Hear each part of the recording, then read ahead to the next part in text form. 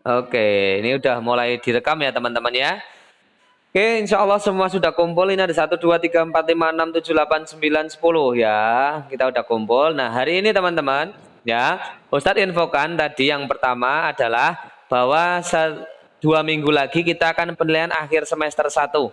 Jadi persiapkan dengan baik ya. Persiapkan dengan baik biar nilainya nanti bisa bagus-bagus ya teman-teman ya. Oke, nanti yang diujikan untuk THD atau hafalan ya, hafalan doa ketika akhir semester 1 penilaiannya adalah doa memakai pakaian dan melepas pakaian. Siapa yang sudah hafal doa melepas dan memakai pakaian? Oke. Mas Tirta boleh duduk Mas Tirta? Mas Tirta duduk ya. Oke, kita coba ya, kita coba murojaah doa memakai pakaian dulu ya, bareng-bareng ya. Siap ya? Oke. Murojaah doa memakai pakaian abata. A'udzu billahi minasyaitonir rajim.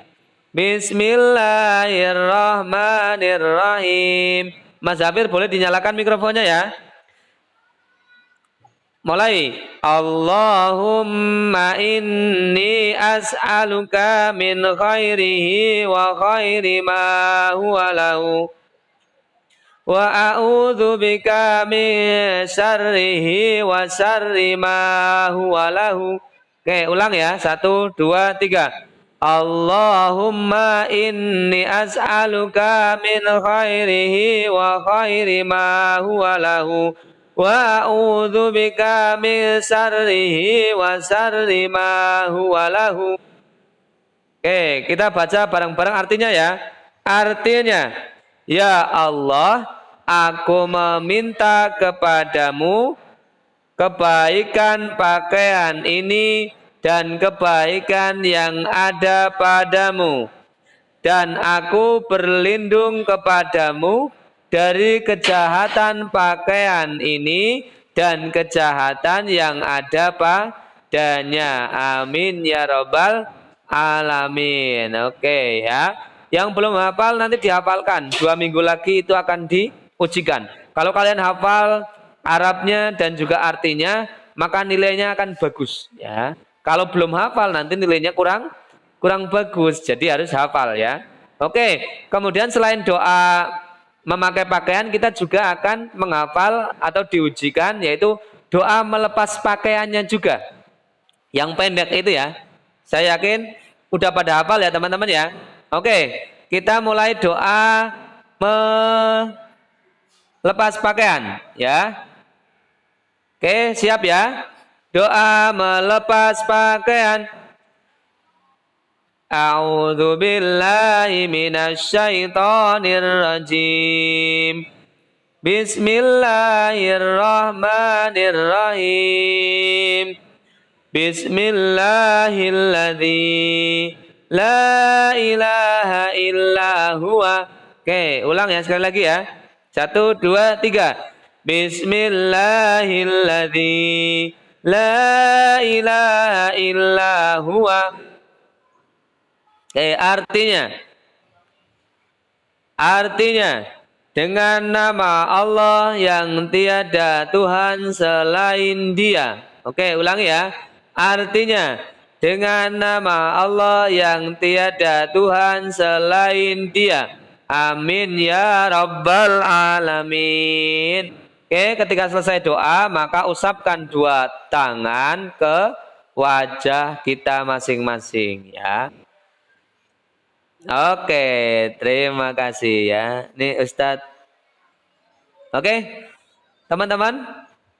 Ya. Oh. Nah, kita boleh buka halaman 70. Buka halaman 70. Oke. Oke, Ustadz tinggal bentar ya.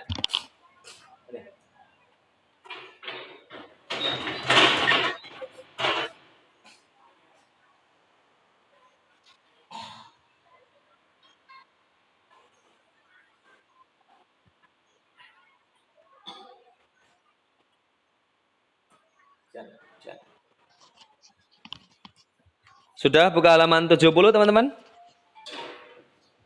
Dah. Oke. Ya, sebelum kita mulai, kita kemarin sudah belajar tentang bangun datar. Ada yang masih ingat definisi atau arti dari bangun datar, teman-teman? Iya, bangun yang berbentuk datar, ya. Bangun yang berbentuk datar. Contohnya ini. Ya.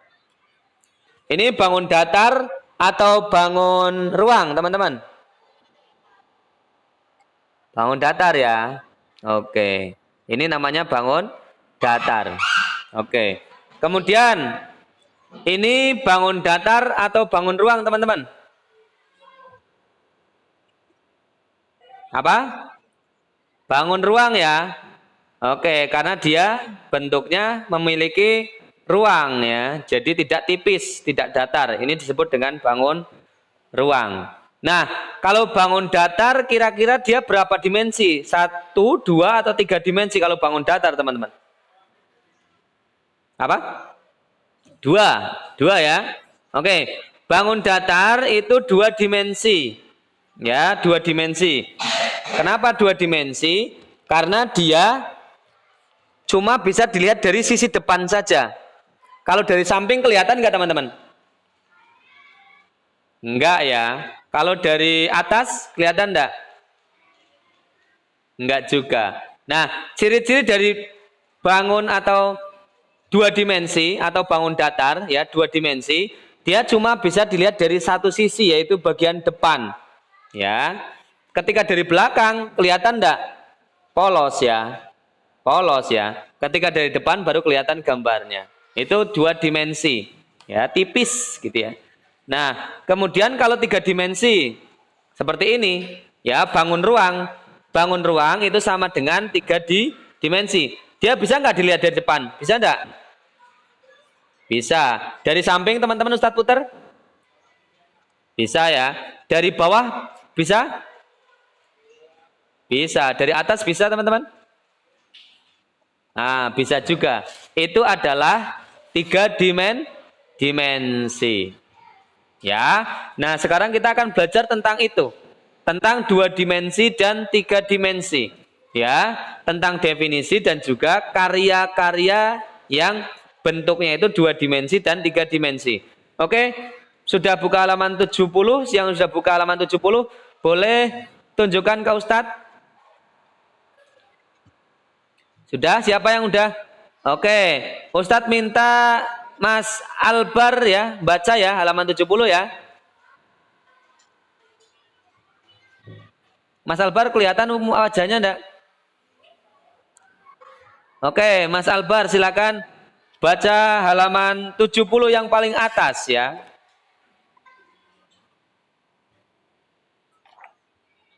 Yang lain menyimak ya, halaman 70 kita baca ya. Mas Albar yang bersuara, yang lain membaca dalam hati.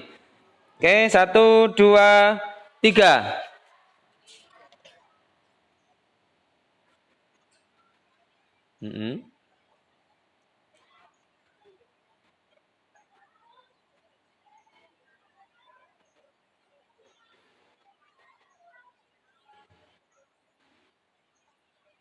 Oke, stop dulu, stop sampai situ. Oke ya. Nah teman-teman, tadi sudah ini ya, sudah dibacakan oleh Mas Albar bahwa karya, teman-teman ya, sebuah karya itu ada yang 2 dimensi, ada yang 3 dimensi. Karya 2 dimensi adalah karya yang bentuknya itu seperti bangun datar contohnya ya. Jadi dia bentuknya itu cuma lembaran tipis ya. Lembaran tipis itu berarti dia karya 2 dimensi. Makanya bangun datar juga bisa disebut dengan bangun 2 dimensi. Karya yang berbentuk datar maka dia disebut dengan karya 2 dimensi ya. Contohnya tadi apa teman-teman? Lukisan ya. Lukisan. Nih, contohnya lukisan. Ya, nggak usah. Ya, nggak usah. Lihat Ustadz aja, penjelasan Ustadz aja. Contoh lukisan. lukisan itu dia bentuknya tipis, maka dia termasuk bangun datar. Nah, bangun datar berarti dia dimensi. Makanya karya yang berbentuk bangun datar, contohnya lukisan, adalah karya dua dimensi. Ya, tadi ciri-ciri karya dua dimensi, teman-teman, dia cuma bisa dilihat dari depan, benar ya? Dari depan saja ya bisa dilihat ya. Lukisan ya, bisa nggak lukisan dilihat dari belakang? Nggak bisa. Bisa dari atas? Nggak bisa. Dia cuma bisa dilihat dari bagian depan atau dari sisi depan. Gitu ya teman-teman ya. Oke. Kemudian dia cuma mempunyai panjang dan lebar. Dia cuma mempunyai panjang dan lebar. Perhatikan gambar yang Ustadz tunjukkan. Ya. Dia cuma punya panjang bagian bawah. Gitu ya. Dan juga lebar ke atas. Gini ya. 1, 2. Artinya 2 dimensi. Karena dia tipis, dia cuma bisa punya 2 sisi ya. 1, 2. Ya, panjang dan lebar. Itu ciri-ciri dari karya 2 dimensi. Dia punya ketebalan nggak teman-teman? Tebel nggak dia? Enggak ya. Makanya dia nggak ada tingginya karena dia nggak tebel nih. Tinggi nggak teman-teman? Enggak kan ya? Tipis gitu ya. Dia punya panjang, punya lebar, tapi dia nggak punya ketebalan atau ketinggian ya. Oke, karya 2 dimensi hanya dapat dilihat dari satu sisi dan dia punya panjang dan hanya lebar. Contohnya adalah lukisan ya, di samping tulisan tadi yang Mas Albar baca itu ada contoh lukisan. Kalau lukisan itu dibalik kelihatan enggak? Enggak ya. Kalau lukisan itu dilihat dari samping juga nggak kelihatan lukisannya. Kelihatannya cuma garis saja. Oke, selanjutnya Ustadz minta siapa yang sudah tadi? Mas Sena. Mas Sena bacakan yang beri alat-alat untuk membuat karya 2 dimensi. Siap ya Mas Sena ya? Oke, Mas Sena baca. Berikut alat 1, 2, 3.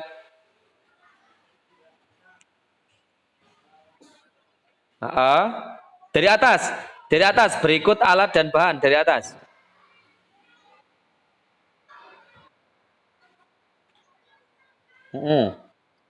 Ya.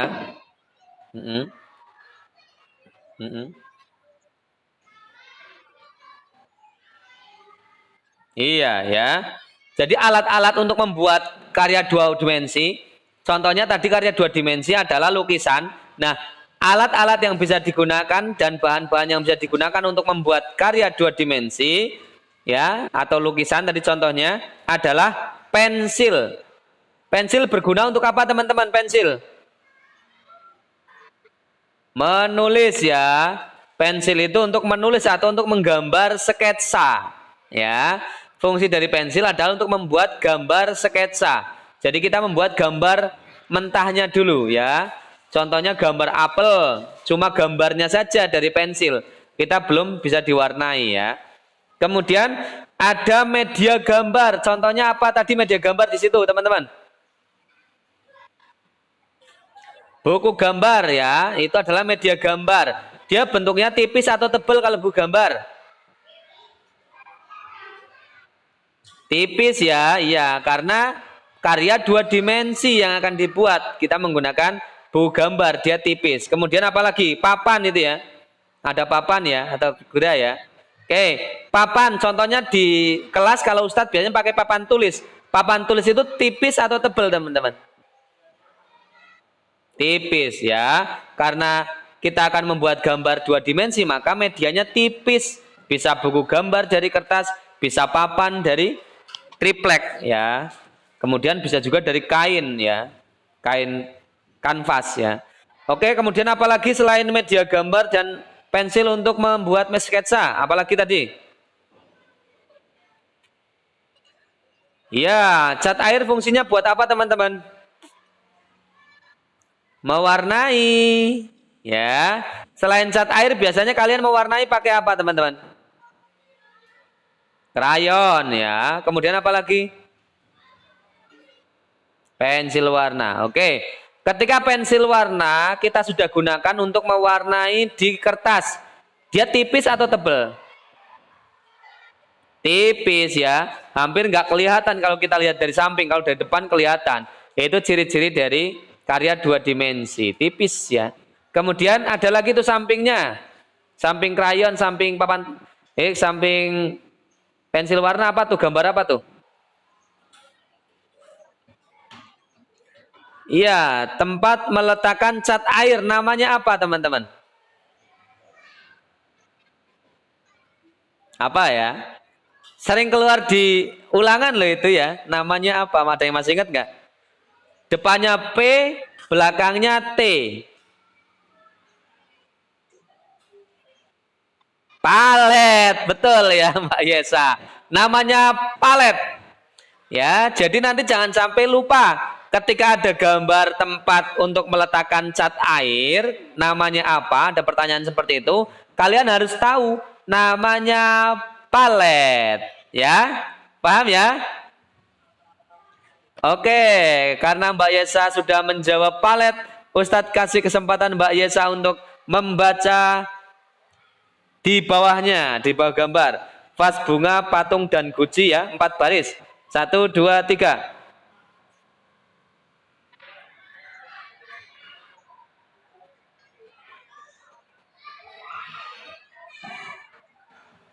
Terus 70. Oke, tadi udah dibacakan ya. Yang pertama membacakan kan, tadi siapa? Kau Ustadz lupa tadi yang baca pertama. Mas Albar, ya. Sampai karya dua dimensi ya. Kemudian Mas Sena membaca contoh-contoh alat dan bahan untuk membuat karya 3 dimensi, dua dimensi. Nah, bawahnya lagi itu ada tulisan tadi yang dibaca oleh Mbak Yesa, ya. Ustadz ulang ya. Vas bunga tahu ya? Kemudian patung dan guci ya, itu merupakan contoh karya 3 dimensi. Karya 3 dimensi. Karya 3 dimensi itu memiliki ruang. Karya 3 dimensi dapat dilihat dari berbagai sisi. Oke, contohnya ya. Contoh, ada nggak yang tahu? Oke, ini aja nih. Nih, Ustadz contohkan. Perhatikan nih. Ini kan tadi karya 3 dimensi ya. Karya 3 dimensi itu tadi kata Mbak Yesa itu memiliki ciri dia memiliki ruang. Memiliki ruang. Oke ya. Nih contoh. Ustadz punya ini ya. Ini adalah karya 3 dimensi. Nah, di dalamnya itu ada ketebalan teman-teman. Nah, di dalam ketebalan ini Ustadz bisa isi sesuatu. Contoh, Ustadz punya biting. Nih, punya lidi ya. Punya lidi ya. Bisa nggak dimasukkan ke dalam karya ini? Bisa nggak? Bisa nggak? Bisa, karena dia memiliki ruang. Tuh liatin.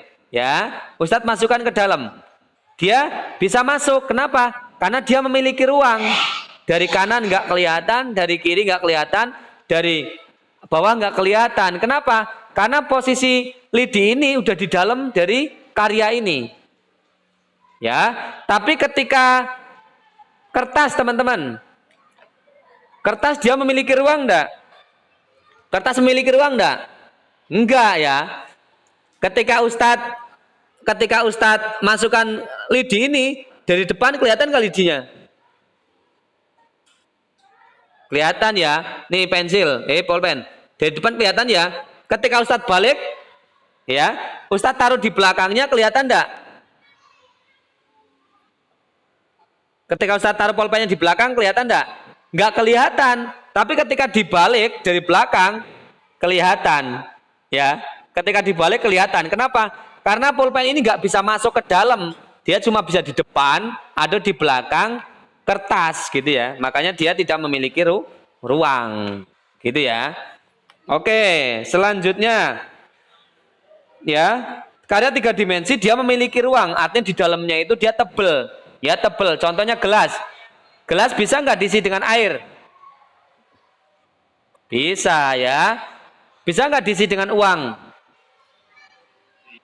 Bisa. Kenapa? Karena gelas memiliki ruang. Dia tebal, dalamnya berlubang. Bisa diisi dengan apapun ya. Diisi mobil bisa nggak?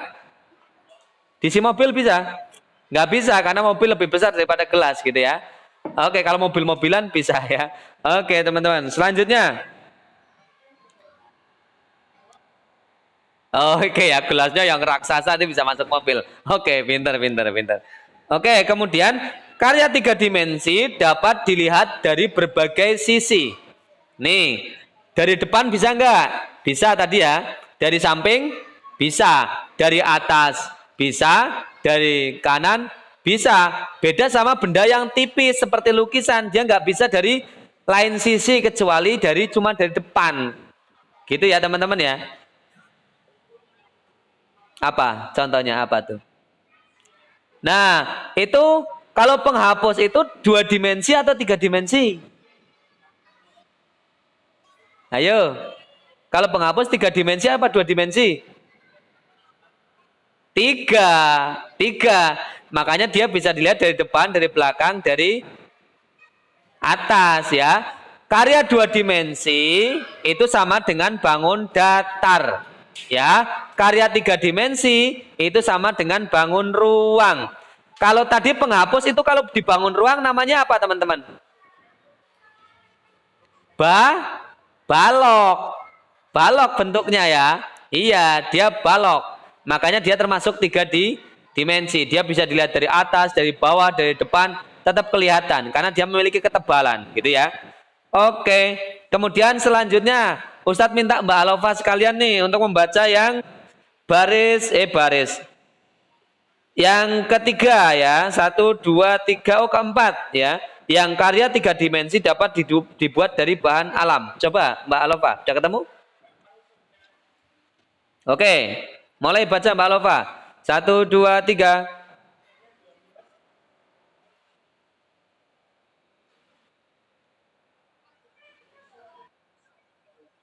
Oh, yang atasnya. Yang karya tiga dimensi dapat dibuat dari bahan alam. Sudah?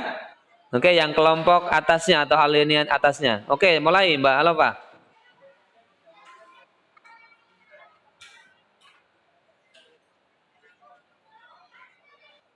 Mm-mm. Mm-mm. Mm-mm.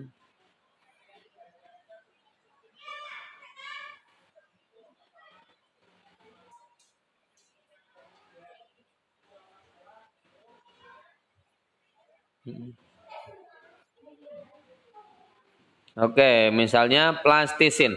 Oke, tadi teman kita ya, Mbak Yesa sudah menjelaskan bahwa contoh dari karya tiga dimensi itu ada vas bunga, ada patung, dan ada guci. Ya, kemudian nih Mbak Alova menjelaskan lagi bahwa karya tiga dimensi itu dapat dibuat dari bahan alam. Kalau bahan alam artinya apa teman-teman? Bahan alam? Iya, bahan yang dari alam. Contohnya bahan alam apa ya teman-teman? Ya, kemudian yang untuk membuat karya tiga dimensi. Yang untuk membuat karya tiga dimensi. Kalau daun kering kan tipis. Dia nggak bisa untuk karya tiga dimensi ya. Oke, di situ ada contohnya. Nih, yang sering kita buat mainan ya, bentuknya lunak, ya, lunak, kemudian bisa dibentuk-bentuk di sawah biasanya, ya, apa itu namanya? Tanah liat ya. Tanah liat itu dari alam. Kenapa? Karena dia sudah ada di alam. Tanah liat. Kemudian di situ juga ada batu. Batu bisa nggak digunakan untuk membuat karya seni? Bisa ya. Contohnya patung ya. Candi Borobudur itu juga dari batu itu teman-teman ya. Candi Borobudur. Kemudian kayu bisa nggak? Kayu. Iya, kayu bisa nggak? Kayu. Bisa. Contohnya itu patung ya, kemudian wayang golek.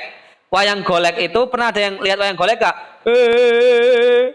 Arane aku cakil. Aku rawat di karo buta ijo. Ada yang pernah lihat enggak? Pernah ya, yang kayak patung tapi dia bisa gerak-gerak oleh dalang, itu namanya apa, wayang golek, ya, dari kayu, ya. Kemudian ada juga dari rotan. Ada yang pernah lihat kursi dari rotan, teman-teman? Kursi dari rotan, ada yang pernah lihat? Pernah ya. Kemudian gebukan kasur itu juga dari rotan ya. Kemudian ada tas yang dari rotan ada? Ada juga ya. Kemudian ada dondang, kalau zaman dulu dondang ya. Ustadz dulu kalau kecil itu digoyang-goyang pakai kayak ayunan terbuat dari rotan, itu namanya dondang. Kalau sekarang namanya apa nggak tahu Ustadz ya. Oke. Nah, karena dimensi, tiga dimensi selain dibuat dari bahan alam, juga bisa dibuat dari bahan buatan. Contohnya ini nih. Ini dari apa namanya tadi nih? Plastisin ya. Plastisin. Kita bisa nggak nyari plastisin ini di sawah? Bisa nggak? Nggak ada ya. Kita bisa nggak nyari plastisin ini di pohon? Ada nggak? Nggak ada. Atau kita bisa nyari nggak plastisin ini di gunung batu? Bisa nggak? Nggak ada. Kita nyari plastisin di mana teman-teman biasanya? Toko ya. Dijual di toko. Kenapa dijual di toko? Karena dia nggak ada di alam. Kalau tanah liat kita ngambil gratis apa bayar? Kalau tanah liat kita ambil gratis. Tapi kalau plastisin kita ngambil ke toko gratis atau bayar? Bayar ya. Kenapa? Karena plastisin ini adalah bahan buatan. Ada yang membuat, yaitu manusia ya, atau pabrik. Ya, pabrik. Kalau tanah liat warnanya apa teman-teman? Oke ya, coklat ya. Ada nggak tanah liat yang warnanya pink?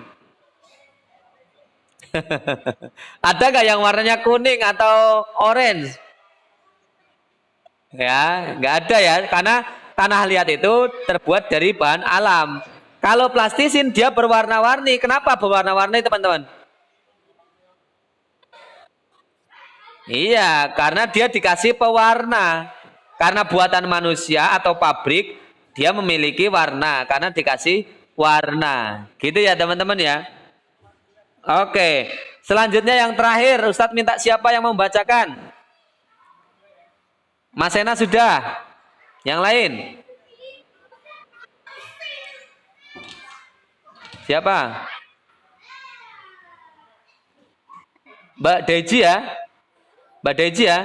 Oke, boleh Mbak Deji silakan baca yang terakhir. Karya tiga dimensi dibuat dengan berbagai teknik. Oke, mulai.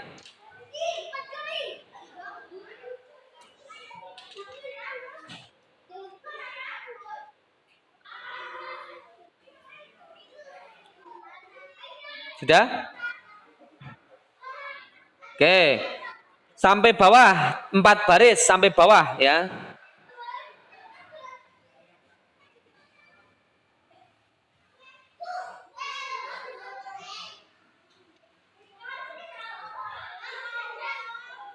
Oke. Ada yang dibentuk kemudian dibakar ya, seperti gerabah ya. Kemudian ada yang dipahat, contohnya patung. Kemudian ada juga yang dianyam. Contohnya adalah anyaman ya, atau tas ya. Oke, Ustadz jelaskan ya. Karya tiga dimensi dibuat dengan berbagai teknik. Teknik sama nggak artinya dengan cara? Sama enggak? Sama ya. Kalau kita mengartikan berarti karya seni, karya tiga dimensi dibuat dengan berbagai cara ya, atau teknik membuat. Oke. Ada yang pernah lihat guci teman-teman? Ya, atau kendi air, kendi yang buat air yang dari tanah liat, ada yang pernah lihat? Oke, pertanyaan Ustadz, tanah liat itu kan lunak, kenapa kok ketika menjadi kendi dia bisa menjadi keras? Ada yang tahu? Oke, yang pertama kita bentuk dulu ya teman-teman ya. Jadi pertama kan tanah liat kan bentuknya kayak gitu, benyek. Kemudian kita bentuk sehingga menyerupai sebuah contoh vas bunga ya. Contoh vas bunga.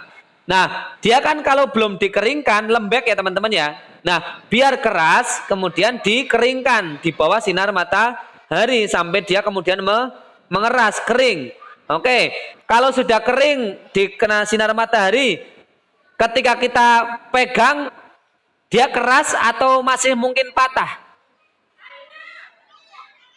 Kalau Ustadz pukul patah enggak? Patah. Artinya ketika tanah liat kita keringkan di bawah matahari, itu dia belum selesai teman-teman. Itu belum selesai. Ya, belum selesai. Kalau tanah liat kita keringkan warnanya kan kekuning-kuningan ya. Kekuning-kuningan ya. Oke, kalau sudah menjadi kendi, sudah menjadi vas bunga, warnanya biasanya apa? Merah kan ya? Merah, ada yang juga diwarnai. Nah, kira-kira untuk menjadi keras diapakan teman-teman? Setelah dipanaskan di bawah sinar matahari.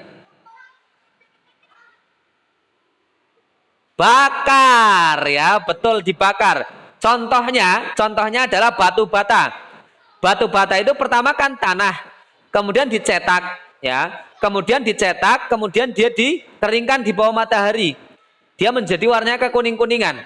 Kemudian setelah itu batu bata ini ditumpuk, kemudian biar dia menjadi keras biasanya diapakan batu bata? Dibakar ya. Ada yang pernah lihat batu bata dibakar? Ada yang pernah lihat orang membakar batu bata? Nggak pernah.